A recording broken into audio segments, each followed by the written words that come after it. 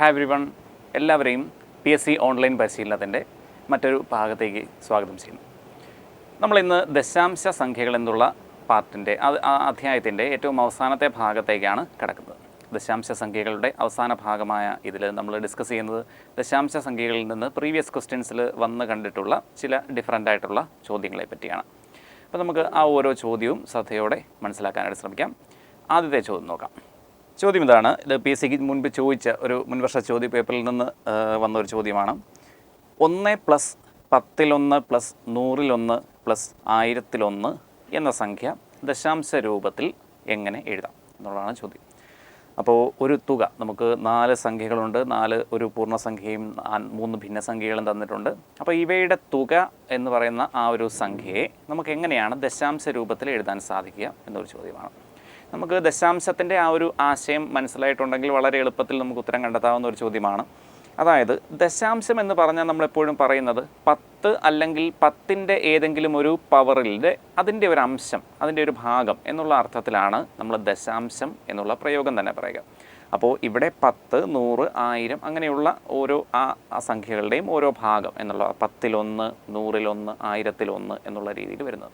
അപ്പോൾ ഇതിനെ ഓരോന്നിനെയും നമ്മളൊന്ന് എഴുതിയാൽ, ഇപ്പോൾ ആദ്യത്തേത് പൂർണ്ണസംഖ്യയാണ്, അതിനെ നമുക്ക് 1 അങ്ങനെ തന്നെ എഴുതാം. രണ്ടാമത്തേത് നമുക്ക് 10-1 എന്നുള്ളതിനെ 10-1 എന്ന് പറയുമ്പോൾ നമ്മളതിനെ എഴുതി വരുമ്പോൾ നമുക്ക് കിട്ടുന്നത് 0.1 എന്നാണ്. 0.1 എന്നാണ്. 100-1 ആണെങ്കിൽ നമ്മളതിനെ എഴുതുന്നത് 100-1 എന്ന് പറഞ്ഞാൽ 1നെ 100 കൊണ്ട് ഹരിക്കുമ്പോൾ നമുക്ക് കിട്ടുന്നതാണ് 100-1. അപ്പോൾ 0.01 0.01 എന്നുള്ള രീതിയിലാണ് എഴുതുക. 1000-1 ആണെങ്കിൽ 1നെ 1000 കൊണ്ട് ഹരിക്കുന്നു എന്നുള്ള അർത്ഥത്തിൽ 1.001 എന്നാണ് എഴുതേണ്ടത്. ഇനി ഇതെല്ലാം കൂടെ നേരെ അങ്ങ് കൂട്ടിക്കഴിഞ്ഞാൽ നമുക്ക് കിട്ടുന്ന തുക എന്താണെന്ന് വെച്ചാൽ 1 എന്നുള്ളത് പൂർണ്ണസംഖ്യാ ഭാഗമായിട്ടും ബാക്കി ദശാംശ ഭാഗം വരുന്നത് 1, 1, 1 3 സ്ഥാനങ്ങൾ വരെ പോയിട്ടുണ്ട്. അപ്പോൾ 1.111 എന്നായിരിക്കും അതിൽ വരിക. അപ്പോൾ ഇത് ഞാനൊന്ന് ഓരോന്നും വിശദീകരിച്ചൊന്ന് എഴുതിയെന്ന് മാത്രമേ ഉള്ളൂ. നമുക്ക് സാധാരണ ഒരു അത്യാവശ്യം കാര്യങ്ങൾ അറിയാവുന്ന ഒരാൾക്ക് നമുക്ക് നേരെ ഉത്തരത്തിലേക്ക് പോകാവുന്ന ഒരു ചോദ്യമാണ്. കാരണം നമുക്കിങ്ങനെ എഴുതി സമയം കളയണം ആവശ്യമില്ല. ഓരോ നമ്പർ സംഖ്യകളും ഇങ്ങനെ എഴുതി സമയം കളയേണ്ട ആവശ്യമില്ല. നേരെ നമുക്ക് ഉത്തരത്തിലേക്ക് പോകാം. ഉത്തരം 1.111. അടുത്തത് 2 ദശാംശ സംഖ്യകളുടെ ഗുണനഫലം കാണാനാണ് പറഞ്ഞിരിക്കുന്നത്. ഈ 2 ദശാംശ സംഖ്യകളും അത് രണ്ടും റെക്കറിംഗ് ഡെസിമൽസ് ആണ്. അതായത് ടെർമിനേറ്റ് ചെയ്യാത്ത നോൺ ടെർമിനേറ്റിംഗ് ആയിട്ടുള്ള റെക്കറിംഗ് ഡെസിമൽസ് ആണ് തന്നിരിക്കുന്നത്. അതായത് ഒരേ സംഖ്യ തന്നെ ആവർത്തിച്ച് വരുന്ന ഒരേ അക്കം തന്നെ ആവർത്തിച്ച് വരുന്ന രീതിയിലാണ് നമുക്കത് തന്നിരിക്കുക. അപ്പോൾ 0.5555 അങ്ങനെ പോകുന്ന ഒരു സംഖ്യ, 0.333 അങ്ങനെ പോകുന്ന മറ്റൊരു സംഖ്യ, ഇതിൻ്റെ ഗുണനഫലമാണ് നമുക്ക് കണ്ടുപിടിക്കേണ്ടത്. അപ്പോൾ ഈ ഒരു ഗുണനഫലം കണ്ടുപിടിക്കാനായിട്ട് നമ്മൾ ചെയ്യേണ്ടത്, നമുക്ക് ഈ സംഖ്യകളെ ഇങ്ങനെ നമുക്ക് മൾട്ടിപ്ലൈ ചെയ്യാനായിട്ട് സാധിക്കില്ല. അതുകൊണ്ട് നമ്മൾ അതിന് പകരം ചെയ്യേണ്ടതെന്ന് പറഞ്ഞാൽ ഇതിനെ ഭിന്നസംഖ്യയാക്കിയ ശേഷം ഗുണിക്കുക എന്നുള്ളതാണ് നമുക്കവിടെ ചെയ്യാവുന്നത്. അപ്പോൾ ഭിന്നസംഖ്യയാക്കിയ ശേഷം നമുക്ക് ഗുണിച്ച് നോക്കാം. ഇപ്പോൾ 0.555 എന്നുള്ളത് ഇത് ഭിന്നസംഖ്യയാക്കി മാറ്റാനുള്ള ഷോർട്ട് കട്ട് നമ്മൾ മുൻ ക്ലാസ്സുകളിൽ പറഞ്ഞിട്ടുണ്ട്. അപ്പോൾ അത് തന്നെ നമുക്ക് ഉപയോഗിക്കാം. അതായത് ആവർത്തിച്ച് വരുന്ന ഭാഗം എടുക്കുക, അത് അംശത്തിൽ ഇടുക. ആവർത്തിച്ച് വരുന്ന ഭാഗം ഈ സംഖ്യയിൽ 5 ആണ്, അതുകൊണ്ട് 5 അംശത്തിലെടുക്കുക. എന്നിട്ട് നമ്മൾ ചെയ്യേണ്ടത് ആവർത്തിക്കുന്ന അക്കം എന്ന് പറയുന്നത് ഒരൊറ്റ അക്കം മാത്രമായതുകൊണ്ട് 10ൽ നിന്ന് 1 കുറയ്ക്കുമ്പോൾ നമുക്ക് കിട്ടുന്ന 9 ഇവിടെ എഴുതുക. 10ൽ നിന്ന് 1 കുറച്ചപ്പോൾ കിട്ടിയ 9 ഇവിടെ എഴുതി. അപ്പോൾ 5/9 എന്നുള്ളതാണ് ആദ്യത്തെ സംഖ്യയ്ക്ക് തുല്യമായിട്ടുള്ള ഭിന്നസംഖ്യാ രൂപം. ഇനി രണ്ടാമത്തെ സംഖ്യയാണെങ്കിൽ 0.3333 എന്നുള്ളത് അത് അത്യാവശ്യം കോമൺ ആയിട്ടുള്ള വാല്യൂ ആയതുകൊണ്ട് നമുക്ക് നേരെ എഴുതാൻ സാധിക്കുമായിരിക്കും. 1/3 3-1 രൂപമാണ്, 3-1 ദശാംശ രൂപമാണ് അത്. അതുകൊണ്ട് നമുക്ക് നേരെ എഴുതാൻ സാധിക്കും. എങ്കിലും നമുക്കതിൻ്റെ ലോജിക്കൊന്ന് പറഞ്ഞു പോകാം. അതായത് 3 എന്ന് പറയുന്ന ആവർത്തിക്കുന്ന ഭാഗം, സംഖ്യയിലെ ആവർത്തിക്കുന്ന ഭാഗം 3 ആണ്. പിന്നെ ഒരക്കം മാത്രം ആവർത്തിക്കുന്നത് കൊണ്ട് 10ൽ നിന്ന് 1 കുറയ്ക്കുമ്പോൾ കിട്ടുന്ന 9 ആണ് ഡിനോമിനേറ്ററിൽ വരിക. അപ്പോൾ നമുക്ക് 3/9 അല്ലെങ്കിൽ 1/3 എന്നാണ് കിട്ടുക. അപ്പോൾ നമുക്ക് ഈക്വലൻ്റ് ആയിട്ടുള്ള ഒരു വാല്യൂ നമുക്ക് കിട്ടും. 5/9 × 3-1 എന്നുള്ള മൾട്ടിപ്ലിക്കേഷനാണ് നമുക്ക് ശരിക്കും ചെയ്യേണ്ടത്. അപ്പോൾ അതിനകത്ത് ക്യാൻസലായി പോകാനായിട്ടൊന്നും ബാക്കിയില്ല. അപ്പോൾ അതുകൊണ്ട് അതേ രീതിയിൽ തന്നെ നമുക്ക് മൾട്ടിപ്ലൈ ചെയ്തെഴുതാം. മുകളിൽ വരുന്നത് 5 × 1 5, താഴെ വരുന്നത് 9 × 3 27. അപ്പോൾ 5/27 എന്ന സംഖ്യയാണ് നമുക്കതിന് തുല്യമായിട്ട് കിട്ടുക. നമ്മൾ നേരത്തെ പറഞ്ഞ ചോദ്യം പോലെ തന്നെയുള്ള മറ്റൊരു എക്സാമ്പിളാണ് 0.3333 എന്നുള്ള സംഖ്യ അതിനെ 0.666 എന്നുള്ള ആ ഒരു സംഖ്യ കൊണ്ട് ഗുണിക്കുമ്പോൾ നമുക്ക് കിട്ടുന്ന ഗുണനഫലം എന്താണെന്നാണ് ചോദ്യം. അപ്പോൾ അതിൽ നമ്മൾ ചെയ്യേണ്ടത് 0.333 നമ്മൾ കഴിഞ്ഞ ചോദ്യത്തിലും പറഞ്ഞിരുന്നു. അതുകൊണ്ട് തന്നെ ഞാൻ നേരെ അങ്ങ് എഴുതുകയാണ് 1/3 അല്ലേ. 3/9 എന്നും അതിനെ നമുക്ക് ക്യാൻസൽ ചെയ്യുമ്പോൾ 1/3 എന്നും കിട്ടും. ഇനി 0.6666 അങ്ങനെ പോകുന്ന സംഖ്യയാണെങ്കിൽ നമുക്കതിനെ എഴുതേണ്ടത് എങ്ങനെയാണ്? ആവർത്തിക്കുന്ന ഭാഗം 6 ഡിവൈഡഡ് ബൈ 10 - 1 9 6/9. 6/9 ഒന്നുകൂടി നമുക്ക് ചുരുക്കി എഴുതി കഴിഞ്ഞാൽ നമുക്ക് 2/3 എന്ന് എഴുതാൻ സാധിക്കും. അപ്പോൾ 1/3 ഇൻറ്റു 2/3 എന്നുള്ളതാണ് നമുക്കവിടെ യഥാർത്ഥത്തിൽ ചെയ്യേണ്ടത്. അപ്പോൾ ന്യൂമറേറ്ററിൽ അംശത്തിൽ വരുന്നത് 2, ഛേദത്തിൽ വരുന്നത് 3 × 3 9 എന്നീ സംഖ്യകളായിരിക്കും. അപ്പോൾ നമുക്ക് ഉത്തരം കിട്ടുന്നത് 2/9 എന്നായിരിക്കും. നമുക്ക് മുൻ ചോദ്യങ്ങളിൽ പറഞ്ഞതിനേക്കാൾ കുറച്ചുകൂടി കൂടുതലായിട്ട് നമ്മൾ ചിന്തിക്കേണ്ടി വരുന്ന മറ്റൊരു ചോദ്യമാണ്. മോഡൽ സെയിം തന്നെയാണ്, എന്നാൽ ഇവിടെ വരുന്നത് 2 സ്ഥാനങ്ങൾ വീതം ആവർത്തിച്ച് വരുന്ന സംഖ്യകളാണ് ഉൾപ്പെടുത്തിയിരിക്കുന്നത് എന്നുള്ളൊരു വ്യത്യാസം മാത്രം. ഇപ്പോൾ 0.2727 അങ്ങനെ 27 എന്ന് ആവർത്തിച്ച് വരുന്ന ഒരു സംഖ്യയും അടുത്തതിൽ വരുമ്പോൾ 45 0.45 എന്ന രണ്ടക്കങ്ങൾ ആവർത്തിച്ച് വരുന്ന രണ്ടാമത്തെ സംഖ്യ, അതിൻ്റെ ഗുണനഫലമാണ് നമ്മളോട് കണ്ടെത്താൻ ആവശ്യപ്പെട്ടിരിക്കുന്നത്. അപ്പോൾ 0.27 ആവർത്തിക്കുന്നു. ആവർത്തിക്കുന്ന ഭാഗം 27 അല്ലെങ്കിൽ 27 അത് നമ്മൾ എടുക്കുന്നു. ഇനി ഡിനോമിനേറ്ററിൽ ആഡ് ചെയ്യേണ്ടത് രണ്ടക്കങ്ങൾ ആവർത്തിക്കുന്നത് കൊണ്ട് 100 1 കുറവ്, 100 നിന്ന് 1 കുറച്ചാൽ നമുക്ക് കിട്ടുന്ന 99 നമ്മളവിടെ എടുക്കേണ്ടത് രണ്ടക്കങ്ങൾ ആവർത്തിക്കുന്നത് കൊണ്ട്. അപ്പോൾ 27/99 നമുക്കൊന്നുകൂടി ഒന്ന് സിംപ്ലിഫൈ ചെയ്ത് എഴുതി കഴിഞ്ഞാൽ നമുക്കതിനെ ക്യാൻസൽ ചെയ്യാൻ സാധിക്കുക. 3 കൊണ്ട് ക്യാൻസൽ ചെയ്യാം. 3 കൊണ്ട് ക്യാൻസൽ ചെയ്താൽ നമുക്കതിനെ 9/33 എന്ന് ചെറുതാക്കാം. ഒന്നുകൂടി നമുക്ക് 3 കൊണ്ട് ക്യാൻസൽ ചെയ്താൽ 3/11 എന്നാണ് അതിനെ ലഘൂകരിച്ച് എഴുതാൻ സാധിക്കുക. ഇനി അടുത്ത ഭാഗം നമുക്കിതുപോലെ തന്നെ ചെയ്യാം. ആവർത്തിക്കുന്ന ഭാഗം 45. അടിയിൽ വരുന്നത് സെയിം തന്നെ 100 നിന്ന് 1 കുറയ്ക്കുന്നു. രണ്ടക്കങ്ങൾ ആവർത്തിക്കുന്ന സ്ഥലങ്ങളിലെല്ലാം നമ്മൾ 100 നിന്ന് 1 കുറച്ച് 99 എന്നാണ് ഡിനോമിനേറ്ററിൽ എടുക്കുക. അപ്പോൾ 45/99 അതിനെ നമ്മളൊന്ന് 3 കൊണ്ട് ക്യാൻസൽ ചെയ്ത് കഴിഞ്ഞാൽ 3 കൊണ്ട് ക്യാൻസൽ ചെയ്യുമ്പോൾ നമുക്ക് കിട്ടുന്നത് 15 മുകളിൽ വരുന്നു, താഴെ വരുന്നത് 33. 15/33. വീണ്ടും ഒന്നുകൂടി നമുക്ക് 3 കൊണ്ട് ക്യാൻസൽ ചെയ്യാം. 3 കൊണ്ട് ക്യാൻസൽ ചെയ്യുമ്പോൾ നമുക്ക് വരുന്നത് 5/11 എന്നാണ് ഏറ്റവും സിമ്പിളായിട്ടുള്ള രീതിയിൽ നമുക്ക് എഴുതാൻ സാധിക്കുക.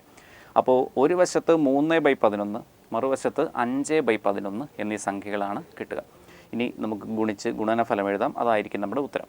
3 × 5 15 ഡിവൈഡഡ് ബൈ അടിയിൽ വരുന്നത് 2ഉം 11 11ൻ്റെ സ്ക്വയർ 11 × 11 121. അപ്പോൾ നമ്മുടെ ഉത്തരം 15/121 എന്നാണ് എഴുതാൻ സാധിക്കും. ഇനി നമുക്ക് ചില ദശാംശ സംഖ്യകളുടെ വർഗ്ഗങ്ങൾ കണ്ടുപിടിക്കാനായിട്ട് ആ രീതിയിൽ വരുന്ന കുറച്ച് ചോദ്യങ്ങളാണ്. അപ്പോൾ ഇതിൽ തന്നിരിക്കുന്ന ചോദ്യം എന്താണ്? 0.24ൻ്റെ വർഗ്ഗം എത്ര? 0.24ൻ്റെ വർഗ്ഗം എത്ര? നമുക്ക് ദശാംശ സംഖ്യകളുടെ വർഗ്ഗങ്ങൾ കണ്ടുപിടിക്കുമ്പോൾ ശ്രദ്ധിക്കേണ്ട കാര്യങ്ങൾ ഒന്ന് പറഞ്ഞു പോകാം. ഇപ്പോൾ ദശാംശ സംഖ്യകൾ കുറച്ച് എണ്ണം നമുക്കൊന്ന് എടുക്കാം. ഇപ്പോൾ 0.1ൻ്റെ വർഗ്ഗം എത്രയാണ്? 0.1ൻ്റെ സ്ക്വയർ നമുക്ക് കണ്ടുപിടിക്കാം. അതുപോലെ തന്നെ 0.6ൻ്റെ സ്ക്വയർ എത്രയാണെന്ന് നോക്കാം. അതുപോലെ 1.2ൻ്റെ സ്ക്വയർ നമുക്ക് നോക്കാം. 0.15ൻ്റെ സ്ക്വയർ നമുക്ക് നോക്കാം. അപ്പോൾ നമുക്ക് ഏകദേശം ഈ ഉദാഹരണങ്ങളിൽ നിന്ന് ദശാംശ സംഖ്യകളുടെ വർഗ്ഗം കാണുമ്പോൾ എന്ത് ലോജിക്കാണ് ഫോളോ ചെയ്യേണ്ടത് എന്നുള്ളത് കൃത്യമായി മനസ്സിലാക്കാം. ഇപ്പോൾ 0.1 അതിൻ്റെ വർഗ്ഗം കണ്ടുപിടിക്കണം. നമ്മൾ ചെയ്യേണ്ടത് ഇത്രേ ഉള്ളൂ. സംഖ്യയിലെ ആ ഒരു ഭാഗം, അതായത് ദശാംശത്തെ അവഗണിച്ചുകൊണ്ട് ഇഗ്നോർ ചെയ്തുകൊണ്ട് നമുക്ക് ആ 1 മാത്രമായിട്ട് സംഖ്യയെ കണക്കാക്കാം. എന്നിട്ട് ആ 1ൻ്റെ സ്ക്വയർ എത്രയാണ് എന്ന് നമ്മൾ എഴുതുന്നു. 1ൻ്റെ സ്ക്വയർ നമുക്കറിയാം 1 തന്നെയാണ്. 1ൻ്റെ വർഗ്ഗവും വർഗ്ഗമൂലവും ഒക്കെ 1 തന്നെയാണ്. അപ്പോൾ 1 എന്നുള്ള സംഖ്യ എഴുതി. എന്നിട്ട് നമ്മൾ ചിന്തിക്കുന്നു, സംഖ്യയിൽ ദശാംശത്തിന് ശേഷം അവിടെ ഒരു സ്ഥാനമാണ് ഉള്ളത് അല്ലേ? അങ്ങനെയാണെങ്കിൽ വർഗ്ഗത്തിൽ വരുമ്പോൾ അവിടെ ദശാംശത്തിന് ശേഷം 2 സ്ഥാനങ്ങൾ ഉണ്ടായിരിക്കണം. സംഖ്യയിൽ ഒരു സ്ഥാനമാണെങ്കിൽ വർഗ്ഗത്തിൽ വരുമ്പോൾ ദശാംശത്തിന് ശേഷം 2 സ്ഥാനങ്ങൾ ഉണ്ടായിരിക്കണം. അപ്പോൾ നമുക്ക് കിട്ടുന്നത് 0.01 എന്ന ഉത്തരമായിരിക്കും. ഇനി നമുക്ക് അടുത്ത് നോക്കാം 0.6ൻ്റെ സ്ക്വയർ. അപ്പോൾ നമ്മൾ പതിവ് പോലെ 6ൻ്റെ സ്ക്വയർ കണ്ടുപിടിക്കുന്നു. 6ൻ്റെ സ്ക്വയർ എടുത്തു കഴിഞ്ഞാൽ നമുക്ക് കിട്ടുന്നത് 36ആണ്. നമ്മൾ പറഞ്ഞത് എന്താണ്? സംഖ്യയിൽ ദശാംശത്തിന് ശേഷം ഒരു സ്ഥാനമാണ് ഉള്ളതെങ്കിൽ വർഗ്ഗത്തിൽ വരുമ്പോൾ അതിൻ്റെ നേരെ ഇരട്ടി ഉണ്ടാകും. സംഖ്യയിൽ ദശാംശത്തിന് ശേഷം എത്ര സ്ഥാനങ്ങളുണ്ടോ അതിൻ്റെ നേരെ ഇരട്ടിയായിരിക്കും വർഗ്ഗത്തിൽ വരുമ്പോൾ ഉണ്ടാവുക.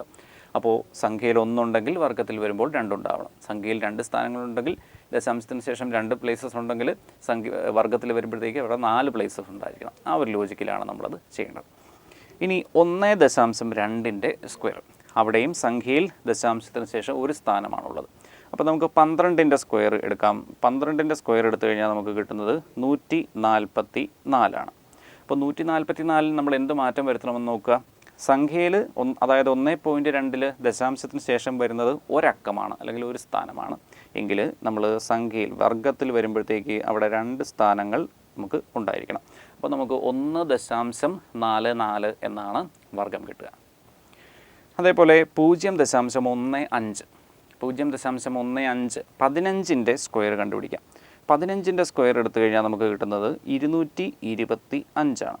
അപ്പോൾ 0.15 എന്ന് പറയുമ്പോൾ ദശാംശത്തിന് ശേഷം സംഖ്യയിലുള്ളത് 2 സ്ഥാനങ്ങളാണ്. അപ്പോൾ 2 സ്ഥാനങ്ങൾ വരുമ്പോൾ നമ്മൾ എന്താണ് ചെയ്യേണ്ടത്? 4 സ്ഥാനങ്ങൾ ഉണ്ടായിരിക്കണം. സംഖ്യയിലുള്ളതിൻ്റെ നേരെ ഇരട്ടിയാണ് വർഗ്ഗത്തിലുണ്ടാവേണ്ടത്. അപ്പോൾ 4 സ്ഥാനങ്ങൾ ദശാംശത്തിന് ശേഷം വരണമെങ്കിൽ ഇവിടെ 3 അക്കങ്ങളാണുള്ളത്. അപ്പോൾ നമ്മൾ ഒരു 0 കൂടി നമ്മൾ ആഡ് ചെയ്യുന്നു. എന്നിട്ട് 0.0225 എന്ന് വർഗ്ഗം എഴുതുന്നു.